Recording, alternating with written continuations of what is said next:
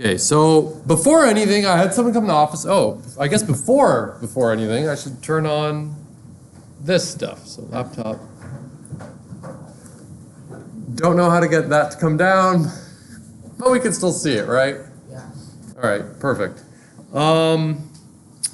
Screen, whatever.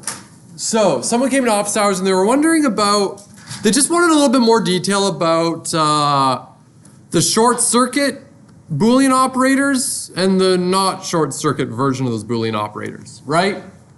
So this perhaps isn't really a big part of 162, but it's something interesting nonetheless that you should be aware of. Now, before going into it, I want to be clear that it's good to know this, but in my whole life, I don't think I ever actually needed to be aware of the difference. It has never mattered for me, but it could matter. And it's important to note. So, a single and a double and are different. A single and means do and. Two ands means the short circuit and.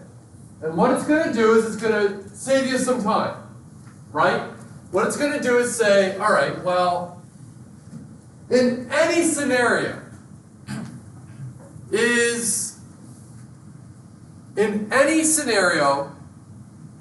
if I've got two questions, if this is true and this is true, or this false, all those combinations, in any scenario where the first answer is false, does it matter what the second one is? No. Because it's always going to be false. Both need to be true. If I had something and something and something, if I had a billion ands, and the very first one came back false, I don't need to keep going because I immediately know, well, it's not going to be true.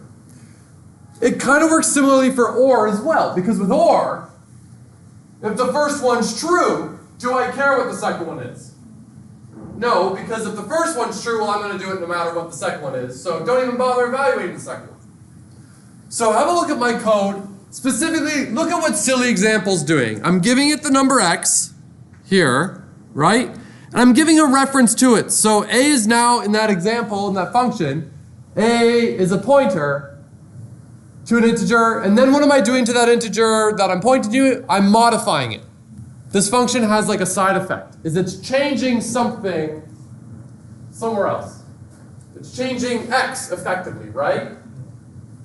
So what if, for example, the fact that x got changed was super important for my code? I needed x to be incremented no matter what. Regardless of if that if statement ran or not, I need that x to be incremented because that's controlling the nuclear fuel rod, right? I need it. So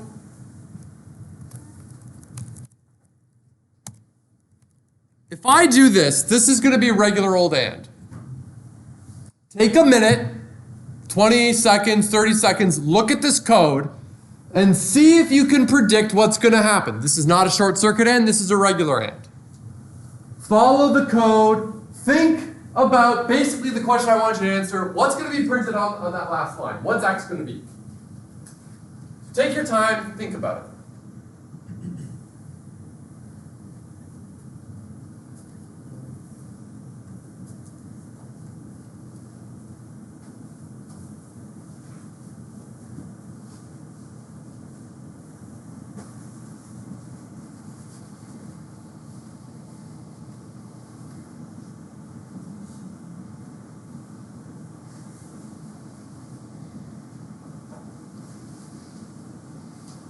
Raise your hand if you think you have an answer.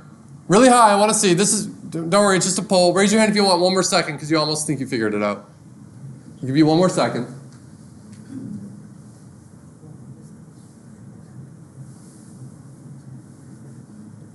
All right, who wants to tell me? What do you say? Or do you have a question? Oh, me? Yeah. Oh. No. All right, never mind then. Who wants to tell me the answer? What do you say? Would x be 1 after? Why? Because it still ran the silly example, x got incremented to 1 from 0. Exactly. You're absolutely right. Raise your hand if you're like, it's going to be 1. Really high, I want to see. Raise your hand if you're wrong. Chances are you mixed up the short circuit and whatnot. But here's what happened. Is it went in, we start at main, x is 0. We ask the question, is x mod 2 equal to 1? Is it? It's false. So whatever, I go to the other side of the AND statement, the AND operator, and I say, okay, go run silly example, and then I pass the pointer to x into silly example, I increment it, who cares if I'm returning true or false there, I don't care. All that really that's important for this example is that the thing that A is pointing to, x, got modified. We come out and then we print out the x. So let's, I'm going to build it.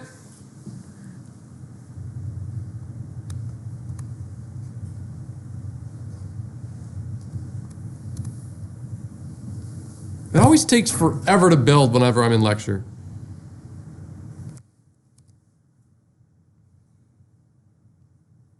And it's a 1, just like you said it would be, right? Let's see what happens if I do 2 ANDs. This is the short circuit one, which should mean that the right-hand side of that operator, that operation, doesn't run. And if that part doesn't run, what's x going to be? Let's verify that.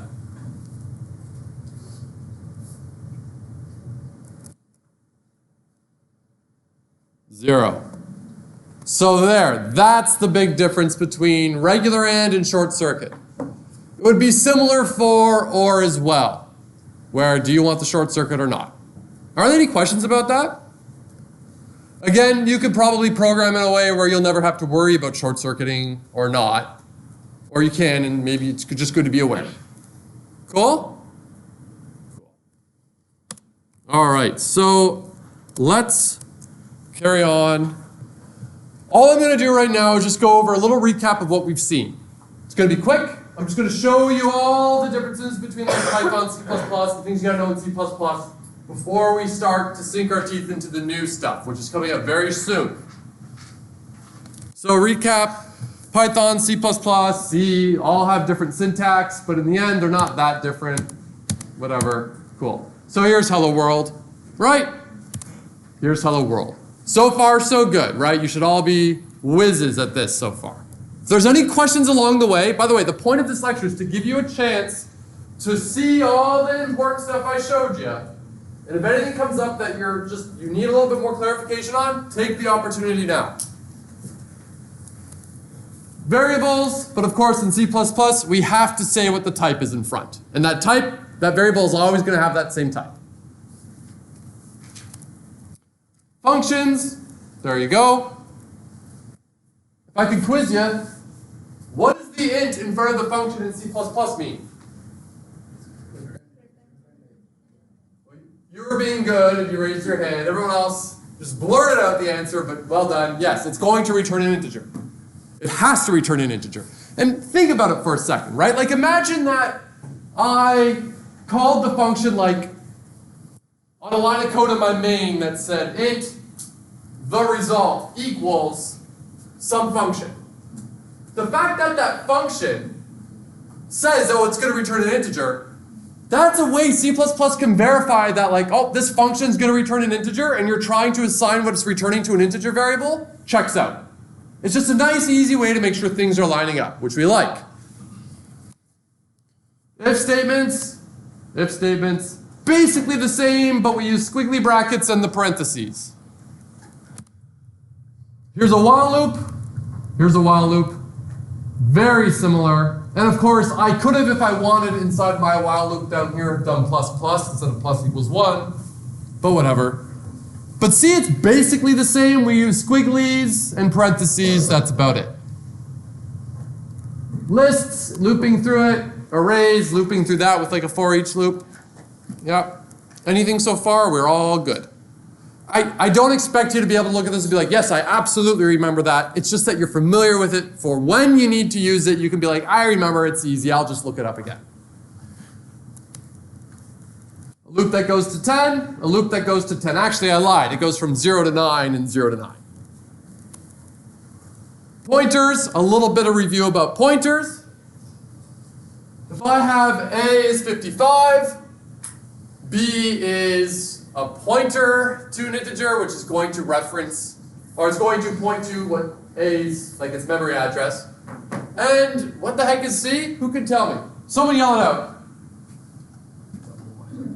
A double point. It's going to be an integer pointer. It's going to be a pointer that points to a thing that is pointing to an integer. Say we got like 2 arrows. Why? Because. So let's have a look. So what's printed out here? Ooh, take a second. Here's a quiz. Give yourself 30 seconds to think about this. Then tell the person next to you and see if you can convince each other that you're right or wrong or whatnot.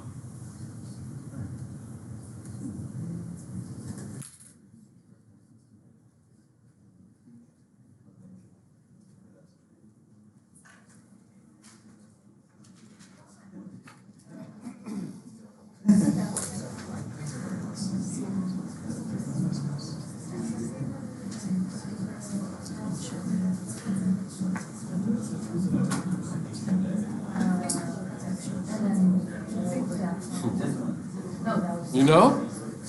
Maybe?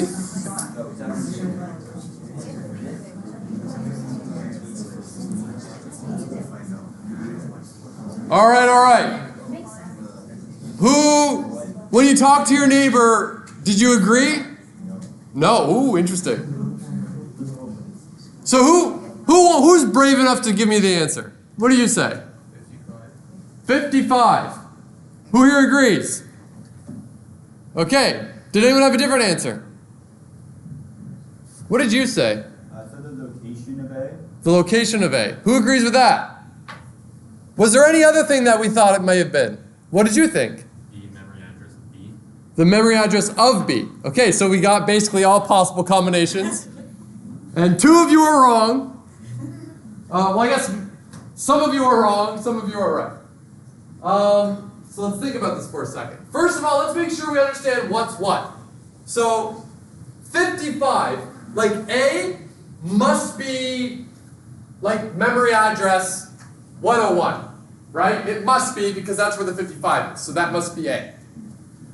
Then B is a pointer to the memory address of it, like it's a pointer to A. So where's A? 101. So which memory address actually contains 101?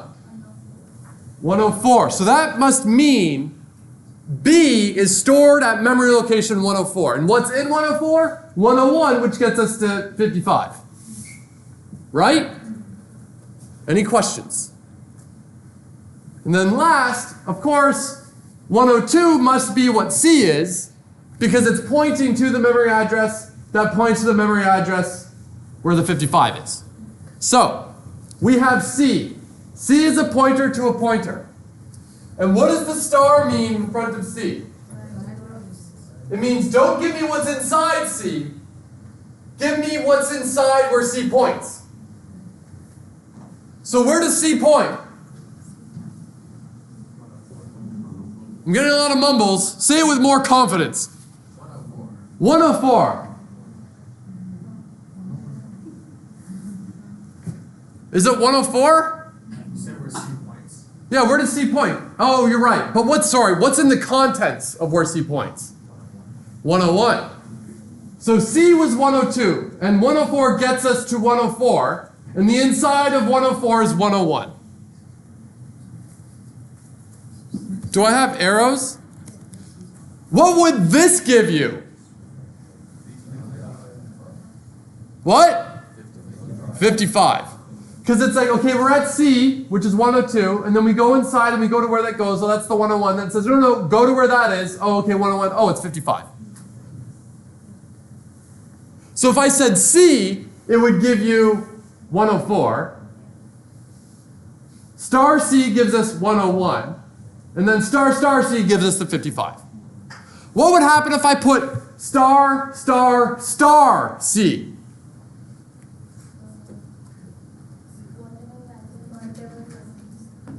I like the way you're thinking, but you're wrong. Some people over there were like, but no. That's the right answer. So the reason it won't go look at memory address 55 is because it's a different type and it's an integer. And it knows like, well, If it's an integer pointer, that means go look at the memory address. But because it's a boring old integer, it's like saying, where does the integer 55 point? Well, nowhere. It's not a pointer. You can't do that. It doesn't make sense. It's like it would be similar to saying, what's your name? Keegan.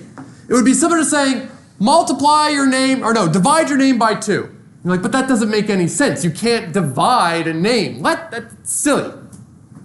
So I'm asking to perform an operation on a type that you can't do that operation for. It's not defined for it. So that's why some people were like that's weird, because yeah, that's not a thing. So we had static arrays, creates a static array of size 5.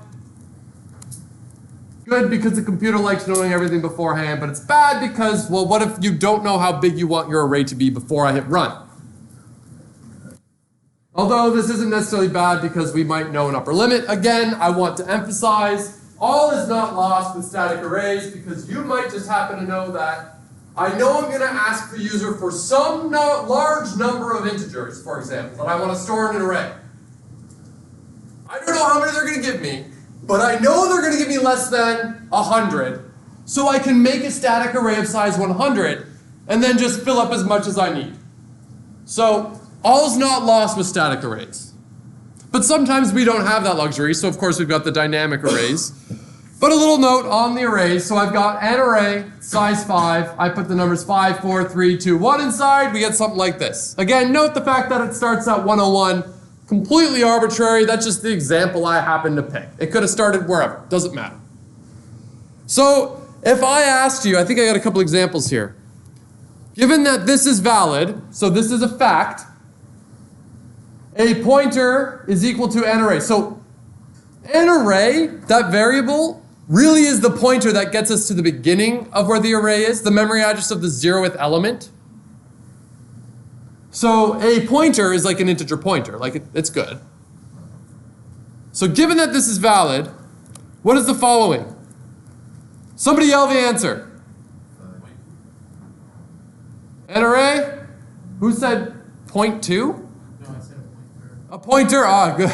Okay, I was thinking 0.2. I don't know where that came from, but all right. Who said 5? Wrong. Try again.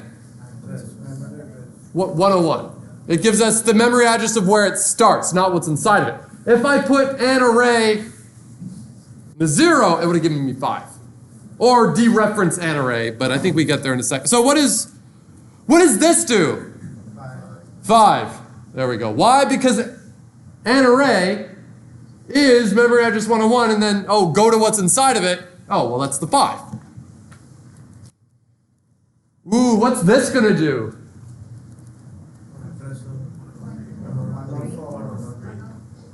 All right, everybody together. 103. Did anyone say not 103? Good, because 103 is the right answer. Why? Because an array gets us to the beginning. What's an array at location 2? It's the 3. But of course, I don't want the 3. I put the ampersand in front, which means don't give me what's inside, give me where it is. Tell me the memory address of that place. Oh, it's just 103. I want to be clear, if you're thinking, oh man, I got to remember all this because when I need to start doing this, chances are you're not really going to be doing a lot of this very often. I'm just showing you what you can do. You're probably not going to be doing this a lot. Oh, an array at location 2, what's the address? I'm just showing you, this is overly contrived. Ooh, what's this? Ooh, this is the real big test.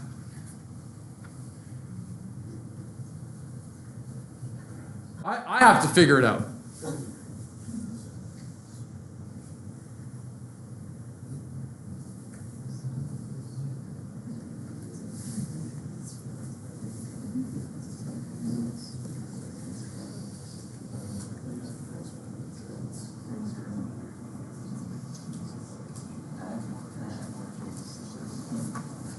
You have a question? Or you have the answer? All right, well, we'll wait. All right, on the count of 3, everybody with confidence, No cheating, no waiting to see what other people are saying. I want everyone with confidence to say your answer. 1, 2, 3. 3. Who said 12? You're being silly. It's 3. Why? Well, let's follow through. We've got, okay, an array gets us to the beginning, but of course it's location 3, which is 0, 1, 2, 3. That's the 2. But then we put the ampersand in front, which means don't give me the 2, give me where it is, which is address 104. What is 104 minus 1? 103. And then I put the star in front of it, which means don't give me the memory address, go what's inside of it. The 3. So we're getting all weird. Don't ever do this. I'm just showing you. And of course, what do we know from last week's lab that I did in this idealized example that you all know wouldn't quite be right? Bingo. Here I'm assuming that each integer can fit into one nice spot of RAM, but of course we knew from that last example we needed 4 spots, right? So really I should have been counting by 4s, but whatever, for the sake of understanding what's going on here, doesn't really matter. Dynamic arrays, we can do this.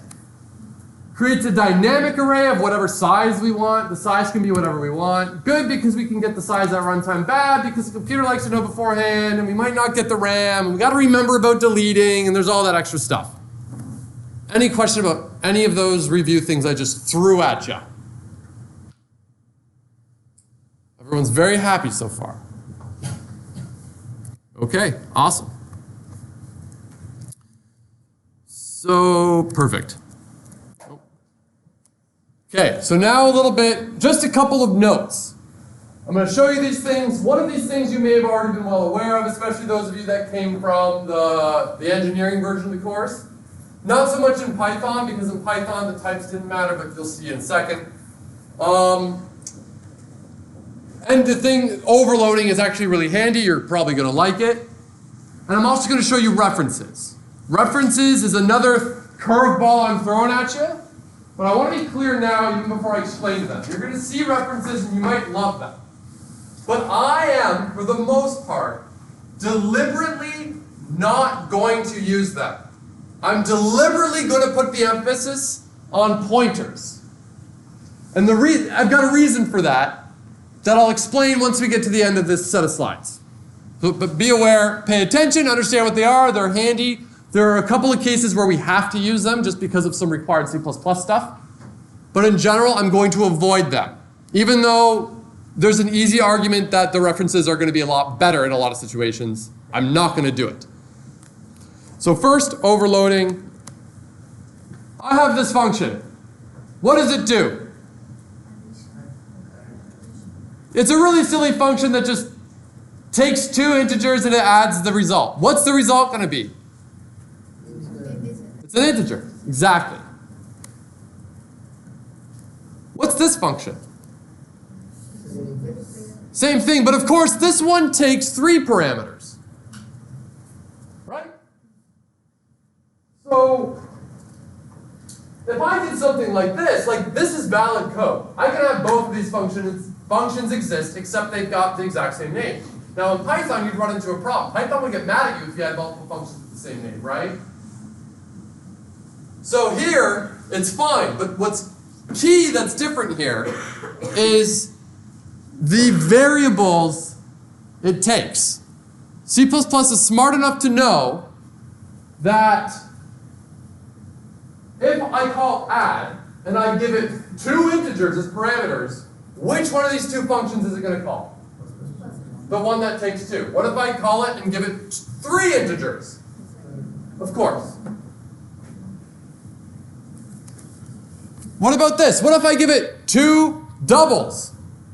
It'll call the one that takes 2 doubles. So you can have multiple functions with the exact same name as long as their parameters, like the parameter lists, are different. So all of this works just fine. The last one will work because well, actually, did I not write the last one? Well, I guess the last one, I threw a curveball at you. It's unhappy because where's the one that takes 3 doubles? So when I call the first one, which one is it going to call? When I call the second one, which one's it going to call? The third one? The fourth one? No, we got a problem because there's no one that takes three doubles, I guess. So regular old variables. A. There. This is what happens. I say, hey, okay, int A. I didn't assign anything yet, but the computer's going to be like, all right, fine, I'm going to make an integer variable. Boom, there it exists in RAM. Nothing in it. There's going to be garbage in there, whatever's in RAM before, but this is what it's going to do.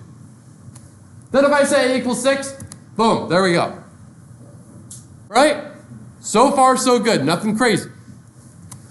Now if I int B, okay, pop, B equals A. There.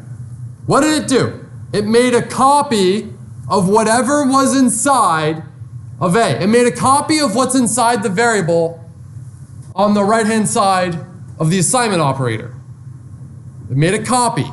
This is important. B equals 7. All right, great. Did that affect A at all? No. Why? Well, because I made a copy of it and then I modified the copy, but the original one was left alone. Pointers. A, great. A is 6, cool. Just don't get mad about this. I tried my best to line them up. Whatever. Integer pointer B. All right, great. B equals the memory address of A. Great, okay, it's just a pointer. Cool. A equals 7. Okay, great. If I dereference B, what's it going to be? 7. If I get A, what's it going to be? I changed the one integer, because how many integer variables exist right now? 1. And I changed the 1, but the 2 different ways that I could get to it were modified. But it's still because there's only the one thing. See the difference? More on pointers. Int A, great. New int this. So this is where I'm doing it in dynamic memory. So this does something. Somewhere in RAM, I'm going to create an integer variable called 6. It's dynamically allocated, but this is what I've got. New, okay, B, great. B equals A. All right, cool. It does this. Because it makes a copy of whatever is inside the right-hand side of the assignment. So it went into A, which was the memory address that got us to wherever that 6 is. I don't know where it is, somewhere. That I'm representing as an arrow pointing to where it takes us. And I made a copy of it, which is just an arrow that points to that same place. So it makes a copy. It makes a copy. It might seem silly that I'm emphasizing this. All we're doing is making a copy of what's inside. But the key is, what's inside? Was it the integer? Was it a pointer? Right? That's what's important. Keep that in mind. Oh, I guess I turned it around to make it prettier. What if I say A star becomes 7? Or star A becomes 7? Well, this is what happens. Does it affect? How many integers are there? 1. How many integer pointers are there? 2. I only changed the one integer that both pointers were pointing to. It's like me saying, you're going to be my example integer. Okay? I've got 2 pointers. They're my arms pointing at you. And it's like I say, okay, through the right arm, raise your hand. But it's no matter how I look at her, either through this arm or this arm, she's still been modified. Right? You raised your hand. Right? So here we come to references. So any questions about this stuff before I throw the new thing at you? We're all good. So this is a whole new thing. It's going to be similar kind of ish to pointers, but they effectively become a second name for something. And they can't change. They will always reference the same thing. You don't need to dereference either, which is really handy. So here's how I would use them. By the way, I'm going to throw another example of ampersand at you and how it's used in a different context. A, great. A is 6, great. Have a look at this. The ampersand is now next to the type for where it was declared. It's not, before the only places we used ampersand were for ands, and for when I put it next to a variable that already existed, saying, tell me where you are, tell me what the memory address of you are. You it, woo, you it, whatever. But now I'm putting it next to the int, kind of like the star. When I said, oh, I don't want an integer, I want an integer pointer. Well, here I'm saying, I don't want an integer, I want an integer reference called b. And I've set it equal to a. And this is what it means. You might love this, you might hate this. It means this. It means now, I've just got a whole other name that will get me to the same thing. So if I say b equals 7, that's what it does. If I said a equals 70, both, like that, it becomes 70, and a and b are both 70. So it's different. We can use this reference however we want. They're really handy for functions a lot of times. So if you remember this example, return, but what if I don't want the return? Okay, so let me work through this example. So here's how, okay, create main exists, create 3 variables, okay, great. 2, 3, there, great. I call add, boom, that means go up here. There, add exists, and inside of add, I've got x and y. Copy that over. What? Why do they move so weird? Oh, all right, whatever. And then what I do, add them together, return it, so the 5 goes, whoop, put it into C. Right? There, great. That took me so long to do. So here it is with pointers. So again, remember in this example how if I go back, like it makes the copies, right? So here it's a little different. Here, we've got that, call that, and what are we doing? Well, we're passing the memory addresses. We're not copying over the contents, we're saying, no, tell me the address and point to it, great. Then inside, I call this, which then just goes to, oh, C becomes what's in A and B, added together, put into C, right? Boom. Like that. Now I can do it this way. See how it's different. So 1, I don't need to get the memory addresses here. But I put the ampersands up here where it's created. But, and bear with me, this is what it kind of means. It means if I said X, Y, Z, it also, like it means ABC. Great. So, earlier, right before I started talking about these slides, I was saying how I'm actually going to, like, you might look at this and be like, oh, it's like an easier version of pointers. And you're like, right, you're kind of right. But I'm going to deliberately avoid using it this way. And there's a big reason for this. I am going to put the emphasis on pointers and the fact that we have memory addresses versus what they point to, because most of the other programming languages, the big ones that we're going to be using, they work that way. Python worked that way. Now, you didn't have to dereference, you didn't have to put the stars, it did it for you. But we had to think that, like, oh, really? If I said, like, some object equals another object, that was a pointer. It was the memory addresses. I didn't make a copy of it, I just got 2 things pointing to the same thing. Java's going to work like that too. C# is going to work like that too. All of the really big, popular, similar programming languages are going to work that way. So I'm going to make an emphasis to teach the things for the rest of the course the way with the old-fashioned pointers, so you get the exposure to how those things work.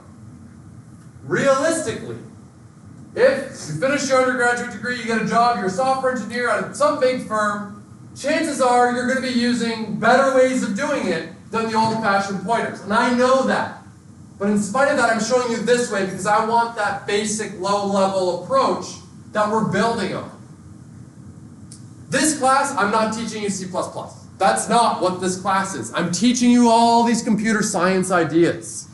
So I am explicitly not teaching you some of these things because we're working there, right? A lot of the stuff you're going to learn in 2nd year, 3rd year, 4th year type thing. Cool? So just be aware of that. So when you come to my office and you're like, oh, I saw in the textbook or I saw online people were doing it this way and they said it's better. Probably. But I'm doing it the way we're doing it because it emphasizes things that are really important for this stage of learning computer science. Any questions at all? Yes? So using that, could you refer to them as like X, Y, and Z afterwards in the main function? No, because as soon as this function's done, this part right up here just disappears. That's part of the stack RAM.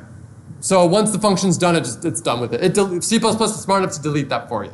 Yes? So what's the difference of doing it like that if you did it the original way without the references? Well, the original way without the references, Yeah.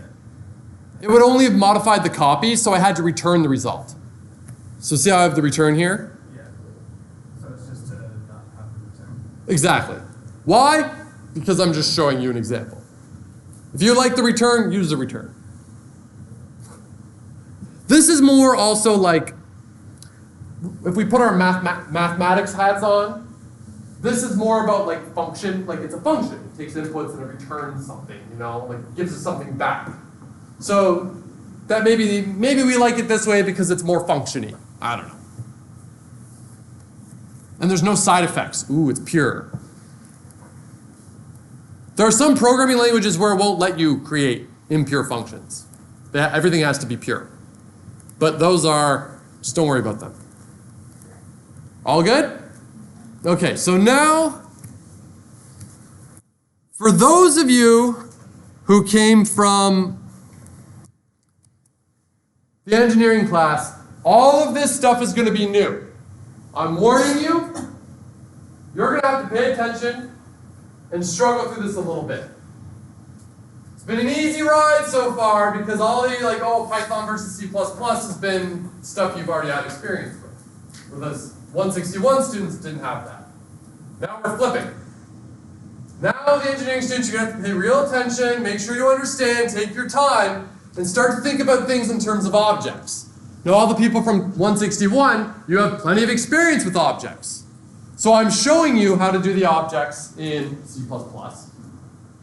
So there, that's the transition. So now we're starting to get into more new stuff. And as soon as we finish this set of slides, it's going to be all brand new stuff. So just to warn you, this is one heck of a set of slides. This is 83 slides. So, yes. Right now, I'll put it up immediately after class. We're probably not going to get very far. I didn't expect to move as quick today, but yeah. Cool. So the point of this lecture, review or learn the concepts and terminology of object-oriented programming. See some of the cool features of object-oriented programming, and yeah, I guess that's it. So an object. In object-oriented programming, objects are a big part of the focus. It's kind of really hard to explain, and it might sound like we're splitting hairs at this stage, but it's a little different. It's kind of thinking like, oh, if I've got a problem, like the classic example I'm going to use here is like, oh, let's say I want to create like a program to keep track of my students in my 161 class. Well, maybe what I will do is I will create objects that represent, I will define a class, which conveniently, class means something very special in object-oriented programming, and class means like you are a class right now. But I will create an object-oriented programming class for each individual, like to define students, and I will create an instance of that class for each student. So let's say there's 50 people in here right now. I'm going to have 50 student objects. All of you are going to have your first name, your last name, your student number, your email address, this, that, and the other. Your average, great. Your majors. I'm going to keep track of that information, but I've got an individual object for each of you. And then also maybe what I'll do is I'll have an object that represents Computer Science 161 that keeps track of all 50 students in it as well. And maybe I can ask that class, like I can ask an individual, like, oh, what's your name, what's your name, what's your name, what's your average? I can ask all those different things for individuals, but then I make a class that says, okay, Computer Science 161, and I can ask it things like, what is the course average? What is the most common first letter of a last name? Whatever I want. So, it's like that's like the object-oriented stuff. We kind of, it might not seem that different at this stage, but we kind of shift and think a little bit more about like creating these objects and having them interact with one another to solve the problems. So objects are things that hold information and do things. This might seem very imprecise, but that's basically it. All objects have properties, attributes, fields, instance variables. These are all names that mean the same thing. It's kind of like a piece of information about it. It's like, oh, you have a name, you have a last name, you have a student number, and whatnot. These are like attributes, properties, instance variables, fields, whatever. They store information, and they also have behaviors, actions, instance methods, whatever. Again, all different words that basically mean the same thing. I can tell individual objects to do things. They perform some type of computation. So not only are they storing in some information, the attributes, properties, whatever, but they can also do things. Like, I can say, oh, raise your right hand. Oh, jump up and down, whatever. It's a silly example, but that's kind of the idea. So there's facts about you, and things I can tell you to do. It's like everyone in this room, I can say, all student objects, they all have a first name, they all have a last name. But each instance has a different value. There might be duplicates, two people might have the same first, last name, whatever. But you all have the same properties, but the values assigned to those properties are different. And similarly, I can tell you all to do the same actions. I can tell you all to raise your right hand, and you can do it. But it's going to affect everybody, right? So all the objects have the same properties and function, right? and like behaviors, but when I tell specific instances, like, oh, tell me, like, you'll have different properties, and maybe your behaviors might act a little differently depending on your properties or something. Yeah. So every object belongs to a class. We define a class. The class is like, this is what it means to be a student. And we get to invent that. So you know how we have integer types? Booleans. Floats. We can create our whole new types by these objects, but we get to define it. We're inventing it. We get to be God and say, this is what it means to be a student object. To be a part of the student class. What fields do you want? I don't know. What do you want? We're going to see good examples, but you can do whatever we want, right? Like last semester I was doing examples. I can create a car class. And then I can create instances of cars. I can be like, oh, maybe a field, maybe one of the properties is like owner, make, model, year. But I can put whatever examples I want. I think in the past I asked people, like, what other properties you can have? And someone said once, number of like toenail clippings inside the vehicle. Absolutely gross. You could do it. And you could record that information in your program. You can do whatever you want. One year someone said how many dust particles are in the car. Great, if you want to record that information, go for it. I don't know how you're going to measure it, but go for it. So you can put whatever you want. You can make them do whatever you want. But we're probably going to design these things with usability and utility in mind, and we're not going to be weird about it. We're going to be like, okay, what makes sense to be here? What do I want it to do? You know. But you can really do whatever you want. Okay, all instances have the same. So what is the example I have? All people at StFX belong to some class. Class in this context doesn't mean like course. We all have the same. We all have first names, last names, student numbers, and email addresses. Although we all have the same properties, each instance of the class, each person has different values. Questions? Are we all good? What time is it? Oh, we're good. A class is kind of like a template for an object. So why do we like it? It allows abstraction. It gives us the opportunity to, like the example I used. Who here knows how to drive a car? Great. Who here, okay, raise your hand, keep it up if you can drive a car. Really high, really high, really high. Keep it up. Now I'm going to ask you. Keep your hand up if you know exactly how an internal combustion engine works. There you go. That's what I thought. Point is, you get to use the car at a level of abstraction that's less complex. I know how to drive. Hit the gas, brake, steer, whatever. Right? That's all I need to know. I don't need to know all the ins and outs of that internal combustion engine. I don't need to know.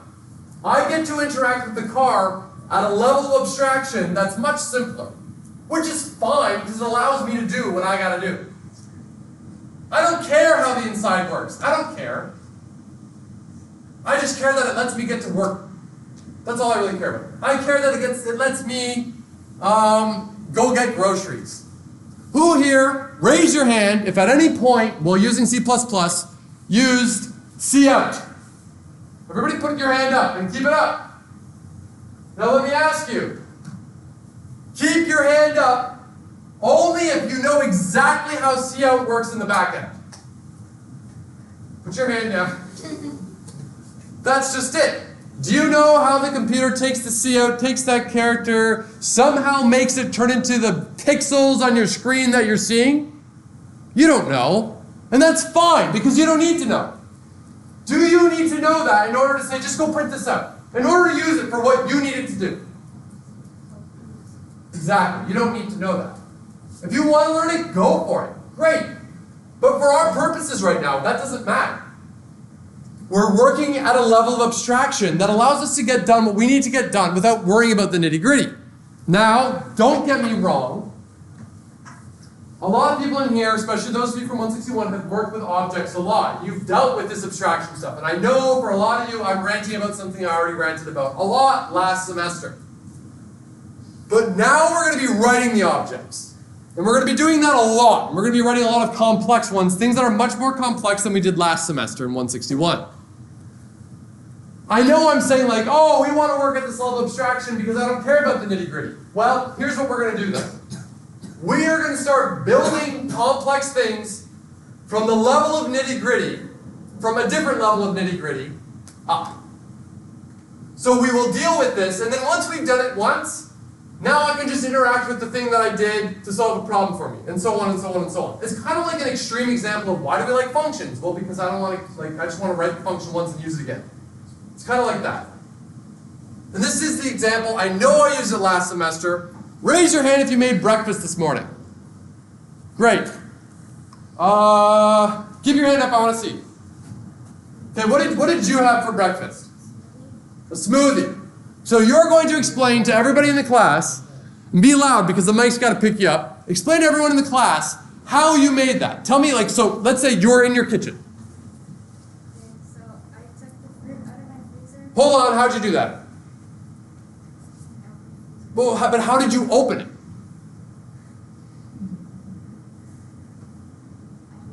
You move, but how did you move your arm? See, I'm being mean. I'm teasing you, but I'm proving the point that what level of abstraction do we care about? When I move my arm, I don't even know how, I'm just like, just move my arm and I can do it, right? I can control my arms. You can all do it too. I'm not thinking on the level of like, oh, constricting tendons and moving muscles and whatnot, right? I'm not thinking about that. I just do it. Because my brain operates at a level of abstraction that I don't need to think about it. In fact, it could be even worse. I could be thinking about it on the level of like, oh, I'm firing these neurons. I'm not consciously thinking about that, right? Thank goodness. But there is some layer of abstraction I can go down to get to like that last unit. But thank goodness we don't operate there in real life. So, computers are stupid. A lot of times we gotta work at a low level of abstraction. But if you were to carry on saying your example of how to make a smoothie, let's say I never knew how to make a smoothie. I'm a human, you can work at a pretty high level of abstraction. You can tell me, just get a blender, throw some fruit in there, maybe a little bit of milk, hit go, you're good to go. It's basically it, and I'd be like, oh, okay, now I know how to make a smoothie. You don't need to tell me, oh, how do you get fruit? You know, I can just figure it out. What fruit? Well, I can probably, whatever fruit I like, you know? The point is, abstraction. Object-oriented lets us work in these layers of abstraction. All right, we'll pick up here on Friday.